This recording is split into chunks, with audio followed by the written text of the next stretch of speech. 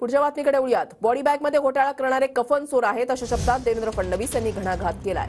तुमच्या घोटाळ्याची मालिका मी काढणार असं फडणवीसांनी म्हटलंय। आगे आगे देखिए होता है क्या असं म्हणत देवेंद्र फडणवीसांनी उद्धव ठाकरेंवर हल्लाबोल केलाय। कोरोना लसीवरून मोदींवर केलेल्या ठाकरेंच्या वक्तव्यावर फडणवीसांनी टीका केली। म्हणजे फडणवीस जे सांगतायत की बाकी विकास कामाचं सोडून द्या, पण मोदीजींनी लस दिली नसती। अरे लस म्हणजे काय लसूण आहे? हा की बादच्या पाठच्या बागेमध्ये पिकोला आणि दिला लसूण, तो सुद्धा 400 पार गेला होता। त्याला लाज वाटली, यांनी नारा दिला होती, आला खाली। लसूण सुद्धा 400च्या वर गेला होता, पण मोदी म्हणाले 400 पार। लसूणाला लाज वाटली, तो काहीतरी आपल्यापेक्षा जास्त मोठा थापड आहे, खाली आलेला बरं। लस कोणी शोधली?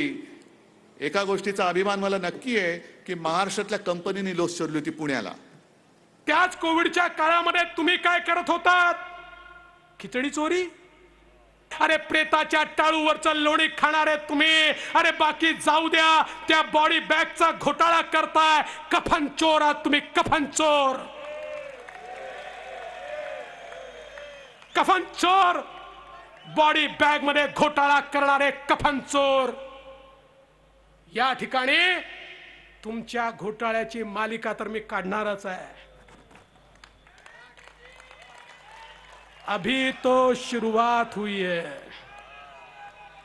आगे आगे देखिए होता है क्या।